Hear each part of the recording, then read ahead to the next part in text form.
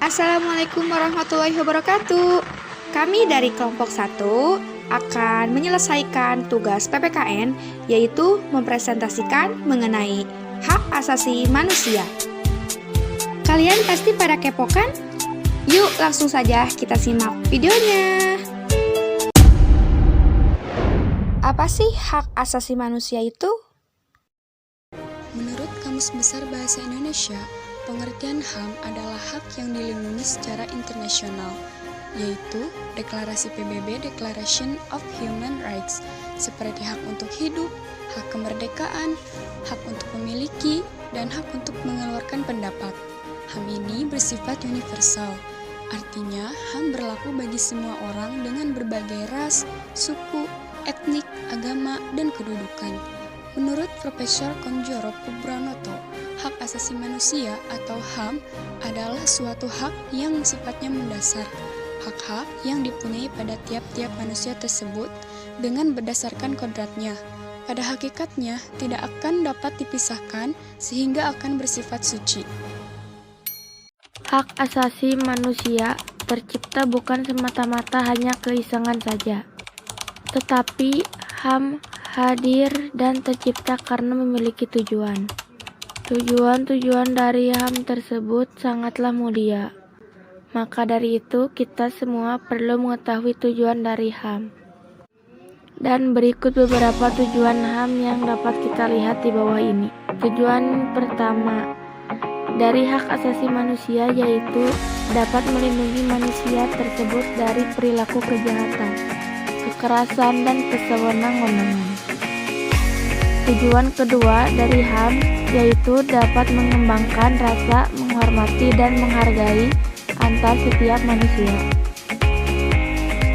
Tujuan yang ketiga dari HAM yaitu mendorong tindakan yang telah dilandasi oleh tanggung jawab dan kesadaran agar menjamin hak-hak dari orang lain tidak akan dilanggar. Selanjutnya, ciri-ciri hak asasi manusia atau yang disingkat HAM. Di antaranya yaitu 1. Bersifat hakiki. Hak asasi manusia adalah hak yang diberikan dan dimiliki semua manusia sejak lahir. Inilah kenapa manusia harus menjunjung tinggi hak-hak dasar yang sudah dimiliki oleh satu sama lain. Jika setiap manusia memiliki kesadaran untuk saling menghormati dan menjunjung tinggi satu sama lain, maka kehidupan akan lebih harmonis, selaras, dan jauh dari konflik atau pergolakan sosial. 2. Universal. HAM bersifat universal atau berlaku bagi setiap manusia yang ada di dunia tanpa melihat latar belakangnya.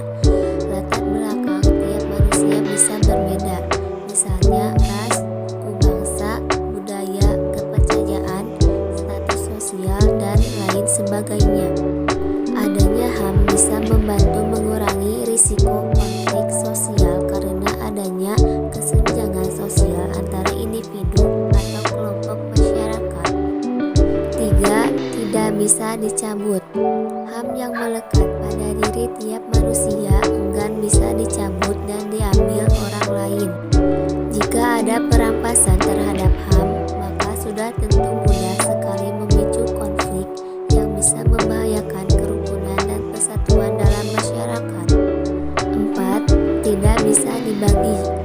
HAM tidak bisa dibagi karena tiap manusia memilikinya dan berhak mendapatkan hak yang sama, seperti misalnya hak politik, hak ekonomi, dan hak sosial budaya. Jika HAM dibagi, maka ada manusia yang akan merasa mendapat perlakuan tidak adil karena tidak mendapatkan hak yang sama atau sepadan dengan individu lain. Di sini saya akan menjelaskan beberapa contoh tentang HAM. 1. Hak asasi untuk hidup. Contoh dari hak asasi untuk hidup seperti setiap manusia berhak untuk hidup. Setiap manusia berhak untuk mempertahankan hidupnya dan setiap manusia berhak meningkatkan kesejahteraan hidupnya. 2. Hak mengembangkan diri. Setiap manusia berhak untuk mengembangkan dirinya secara layak. Adapun contoh dari hak ini yaitu setiap manusia berhak untuk berkomunikasi serta mendapatkan informasi sesuai kebutuhannya.